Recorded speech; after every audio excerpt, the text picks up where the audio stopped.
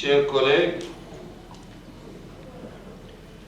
conformément aux dispositions de l'article 1er de la loi numéro 13/008 du 22 janvier 2013, modifiant et complétant la loi numéro 08/012 du 31 juillet 2008 portant principes fondamentaux relatifs à la libre administration des provinces et de l'article 58 du règlement intérieur de l'Assemblée provinciale du Lualaba, celle-ci tient de plein droit et chaque année 2 sessions ordinaires. La première s'ouvre le 30 mars et se clôture le 29 juin. La deuxième s'ouvre le 30 septembre et se clôture le 29 décembre. Si le 30 mars et ou le 30 septembre tombe un dimanche ou un jour férié, l'ouverture de la session a lieu les jours ouvrables qui suivent. Il en est de même pour la clôture. Aujourd'hui, étant le 30 septembre, nous sommes donc dans l'obligation d'ouvrir la session ordinaire de septembre 2022.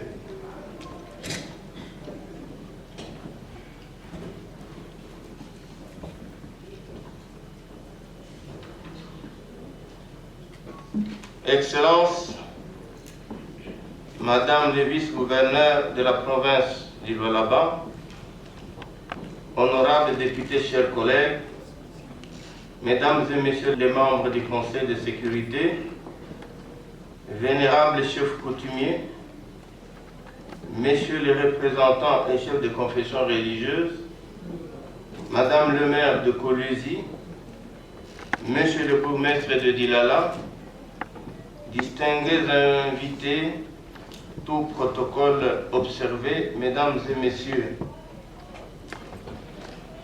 c'est une joie, un privilège et un honneur de nous retrouver cet après-midi du vendredi 30 septembre dans cette somptueuse salle de paix du Cercle Manica, siège de l'Assemblée provinciale du Lualaba, à l'ouverture solennelle de la session ordinaire de septembre 2022, dite session budgétaire. Force est de constater la présence parmi nous d'éminentes personnalités qui ont abandonné leurs charges en vue de répondre à notre modeste invitation, signe d'attachement et de soutien à notre institution, qui est le symbole de la démocratie agissante, de la cohésion et de l'unité des Lualabais. Qu'ils daignent trouver ici l'expression de nos remerciements fraternels et d'amitié renforcée. Néanmoins, l'Assemblée provinciale a été particulièrement affectée en cette période d'intercession par des événements douloureux. En l'occurrence, la disparition brutale de la tendre épouse de votre serviteur, Kamunitombo Mataïla Louis. En effet, maman Martine Neena a quitté cette terre des hommes, affectant toute une famille qui lui était fortement attachée. Bien plus qu'avant-hier, un fidèle collaborateur, en la personne de Pierrot Kassembe Mouenzé, chef de bureau et conseiller au bureau d'études de l'Assemblée provinciale, a été également arraché à notre affection. Ici est d'évoquer également des incidents malheureux avec mort d'homme qui ont émaillé l'opération dite Kanyama Kassese ou opération Zéro Délinquant. Saisie de cette situation par les médias, l'Assemblée provinciale a diligenté une mission d'enquête dont les conclusions ont déjà été remises auprès des autorités compétentes. L'Assemblée provinciale en appelle à ces mêmes autorités d'en tirer les conséquences pour que des mesures appropriées soient prises dans les meilleurs délais afin de répondre aux attentes de la population. En mémoire de toutes ces pertes, je vous invite à observer une minute de silence.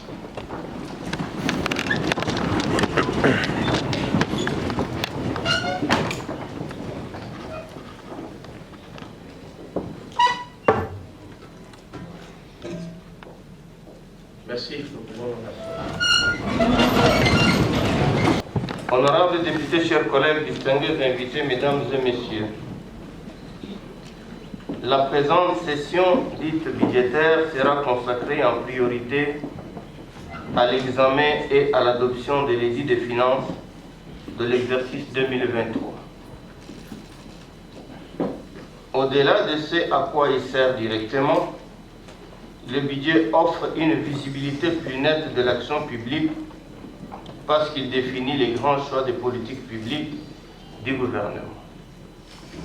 Il est également le moyen par lequel nos compatriotes s'aperçoivent aisément à la fois de sa part les contributions au bon fonctionnement de la vie publique et des affectations qui en seront faites. Il est enfin pour les honorables députés qui vont l'examiner puis le voter, l'instrument par excellence du contrôle de l'action du gouvernement sans la moindre complaisance. Les travaux en plénière et en commission vont exiger de notre part, autorité budgétaire que nous sommes, beaucoup de temps, d'énergie et de sens de responsabilité. En tant qu'outil au service de la province, le budget de l'exercice 2023 doit mettre un accent particulier sur le volet social pour être en parfaite harmonie avec la politique du chef de l'État, son Excellence Félix-Antoine Tshisekedi Tshilombo. Pour ce faire, nous devons l'examiner à la loupe du réalisme, c'est-à-dire en rapport avec le contexte social et ses effets indus sur la vie de nos populations. Cet exercice auquel nous allons nous livrer n'est nullement anodin.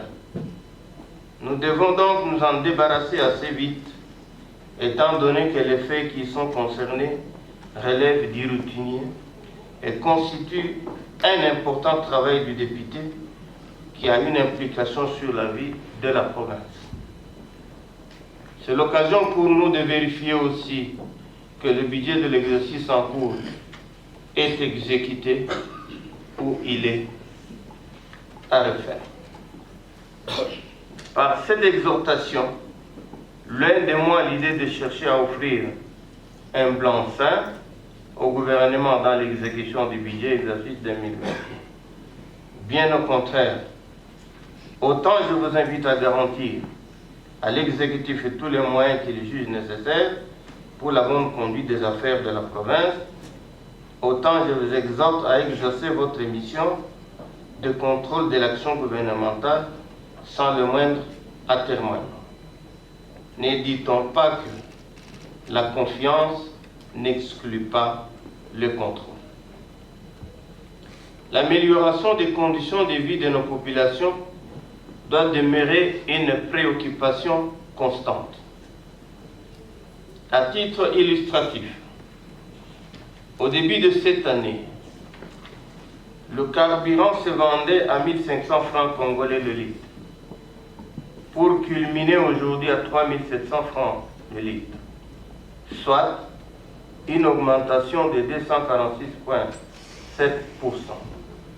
Si l'on tient compte des incidences directes des prix de produits stratégiques, de ces produits stratégiques, sur celui des produits de première nécessité, il est facile d'imaginer la hausse conséquente des prix de tout ce qui est vendable.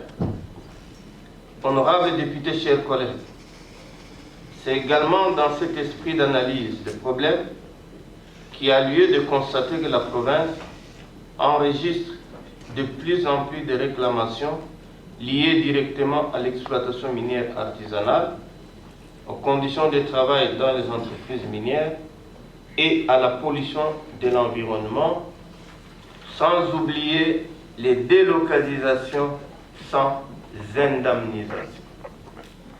Tout ceci interpelle autant le gouvernement provincial que l'Assemblée qui se doit de prendre des mesures énergiques dans ce secteur à la fois clé et problématique.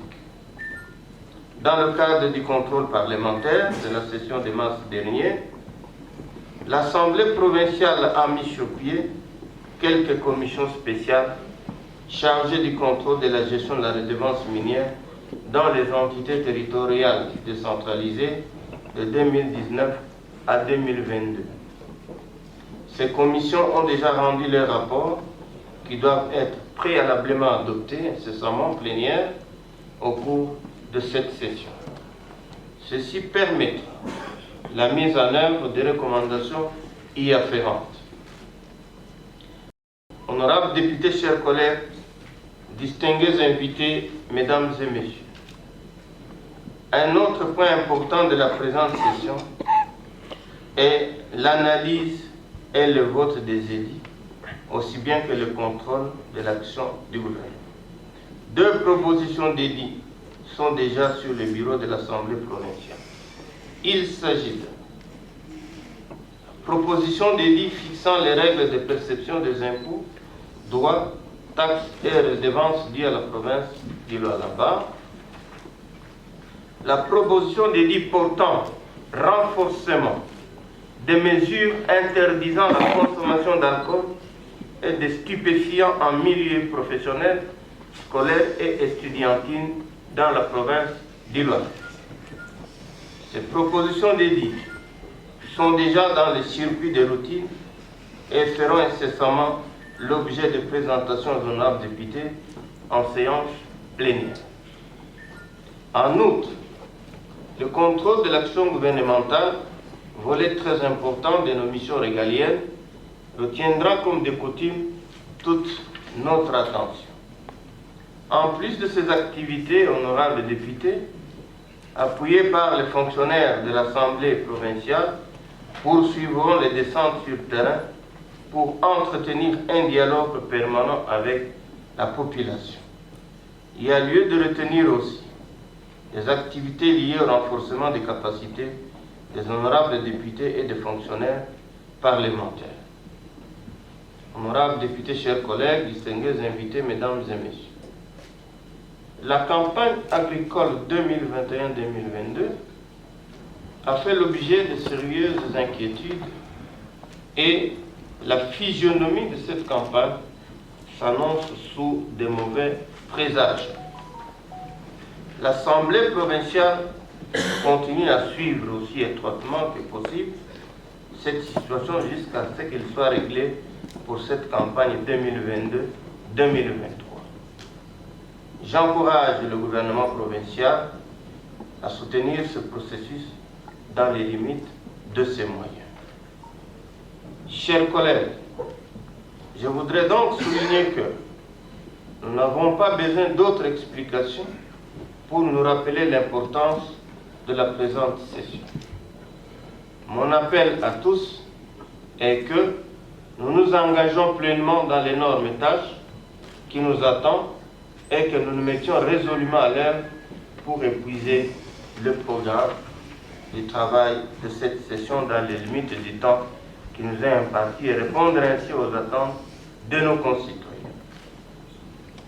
Excellence, Madame le Vice-Gouverneur, honorables députés, chers collègues, distingués invités, mesdames et messieurs, permettez-moi de terminer ce propos en rendant un vibrant hommage au chef de l'État, le président de la République, son Excellence Félix-Antoine Tshisekedi Tshilombo, garant de la sécurité et de la paix, pour son discours franc, tenu du haut de la tribune des Nations Unies, à l'occasion de la 77e Assemblée Générale, dans lequel il a dénoncé l'agression du pays par le Rwanda en se cumulant dans le M23, qui, comme chacun le sait, est un mouvement terroriste d'Afrique centrale. j'invite la population d'Ilona de se ranger derrière le chef de l'État pour bloquer le complot que l'Occident et l'ONU sont en train d'organiser pour découper notre pays en plusieurs États. De la même manière, je demande à tous les Lolans qui sont dans la vision du chef de l'État de l'y accompagner en toute honnêteté, sans user de la ruse. Nous devons avoir l'art de nous souder les coudes pour que nous soyons de plus en plus respectés par les autres. Dans ce contexte, acceptons qu'il ne sera point de bon aloi de méconnaître les valeurs et les forces des autres. C'est mieux de réaliser ce que l'autre n'a pas fait. C'est la somme des différents efforts qui nous produira un gros volume de réalisation à notre actif. Le Lolabé ne mérite pas ce que nous lui imposons. Mensonges, jalousie, calomnie, injures et que sais-je encore. Faisons mieux. C'est pourquoi j'annonce que cette session, étant celle qui précède l'année électorale, mon institution et ses membres seront beaucoup plus en mouvement vers l'intérieur de la province pour vendre l'image nationaliste du président de la République, Félix Antoine Tshisekedi, qui veut voir la MONUSCO aller s'entasser à New York et non à l'est de notre pays. Cette position du président Tshisekedi est à soutenir par des marches de colère contre la partition de notre pays que la MONUSCO est en train de préparer à bas de jeu. Même le secrétaire général de l'ONU va dans le sens de vos tours. C'est inacceptable. Excellence, Madame le vice-gouverneur de la province, honorables députés, chers collègues, distingués invités, Mesdames et Messieurs. Vous remerciant tous encore une fois, ainsi que tous les amis de l'Assemblée provinciale, pour les progrès et réalisations déjà enregistrés par notre institution grâce à votre collaboration, en souhaitant que celle-ci puisse être poursuivie afin de nous acquitter toujours loyalement de nos missions en ce haut lieu de représentation de nos concitoyens. C'est sur ces paroles que je déclare ouvert les travaux de la session ordinaire de septembre 2022. Je vous remercie.